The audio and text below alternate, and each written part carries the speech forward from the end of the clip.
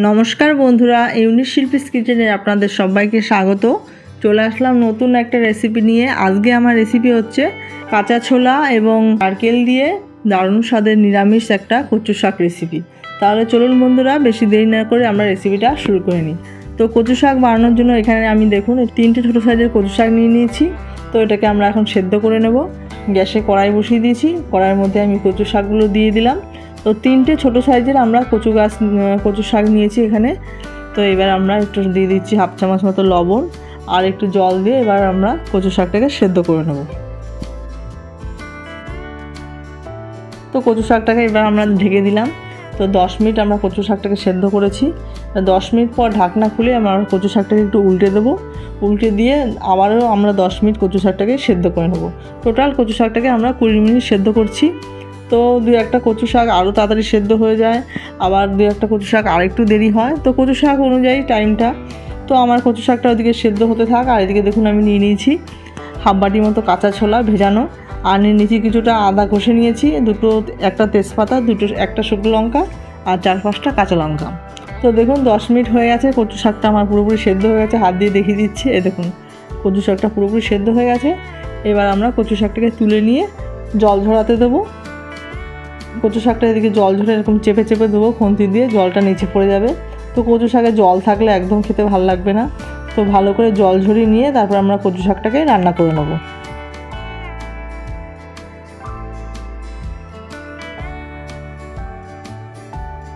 कचु शाकटा जल झरानो हये गेछे। एदिके आमि कड़ाई बसिए दिएछि। कड़ाईते आमि एखाने दिए दिलाम 30 থেকে 40 ग्राम मतो सर्षेर तेल। तो कचु शाके एकटु सर्षेर तेलटा बेशी दिलेई भालो लागे।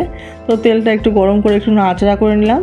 एबार एर मধ্যে आमि फोड़न दिए दिচ্ছি একটা তেজপাতা, একটা শুকনো লঙ্কা আর দিয়ে দিচ্ছি সামান্য একটু পাঁচফোড়ন। তো এবার তেজপাতা, শুকনো লঙ্কা, পাঁচফোড়ন দিয়ে একটুখানি নেড়েচেড়ে নেব 20 থেকে 30 সেকেন্ড। লাল লাল হয়ে গেলে তারপর এর মধ্যে যে আদাটা ঘষে রেখেছিলাম সেই আদাটা এর মধ্যে দিয়ে দেবো। আদাটা দিয়ে একটুখানি আমরা ভেজে নেব। আদাটা থেকে সুন্দর গন্ধ বেরোলে তারপরে আমরা এর মধ্যে অ্যাড করে দেবো যে ভেজানো কাঁচা ছোলাটা রেখেছিলাম সেই ভেজানো কাঁচা ছোলাটা।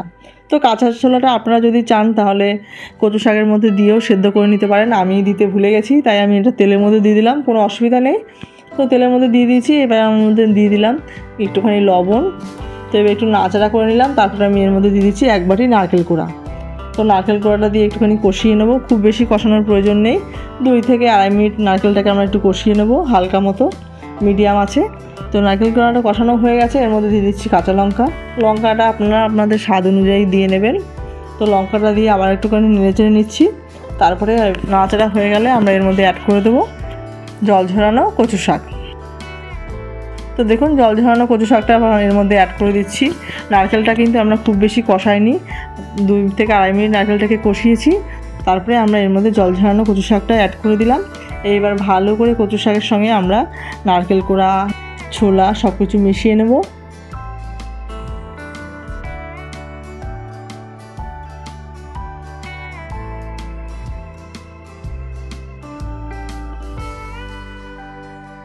তো কচু শাকটা ভালো মতো নাড়াচাড়া করে মেশানো হয়ে গেছে। এবার এর মধ্যে আমরা অ্যাড করে দিলাম হাফ চামচ মতো হলুদ গুঁড়ো আর হাফ চামচ মতো জিরে গুঁড়ো।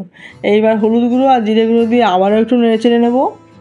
তো লবণটা আমরা ছোলা ভাজার সময় আমরা একটু লবণ দিয়েছিলাম আর কচু শাক সেদ্ধ করার সময় লবণ দিয়েছিলাম। তো লবণটা আপনাদের স্বাদ অনুযায়ী দিয়ে নেবেন। তো আমি পরে একটু দেখে নেব ঠিক আছে কিনা, তারপর আবার পরে একটু লবণ অ্যাড করে দেবো। এবার হলুদ গুঁড়ো জিরে গুঁড়ো দিয়ে ভালো মতো কষিয়ে নিচ্ছি কচু শাকটাকে। লো টু মিডিয়াম আছে কচু শাকটাকে আমরা ভালো মতো 10 থেকে 12 মিনিট কষিয়ে নেব, কচু শাকের মধ্যে যাতে কোনো রকম জল না থাকে। তো দেখুন বন্ধুরা কচু শাকের মধ্যে কোনো রকম জল নেই, পুরো শুকনো হয়ে গেছে। কচু শাকটা আমার পুরোপুরি রেডি হয়ে গেছে। নামানোর আগে এর মধ্যে দিয়ে দিয়েছি আমি 1 চামচ মতো চিনি। তো কচু শাক নিরামিষ কচু শাক একটু মিষ্টি মিষ্টি হয়, খেতে ভালো লাগে। তো কচু শাকে চিনি না দিলে ভালোই লাগবে না। তো দেখুন আমার কচু শাকটা পুরোপুরি রেডি।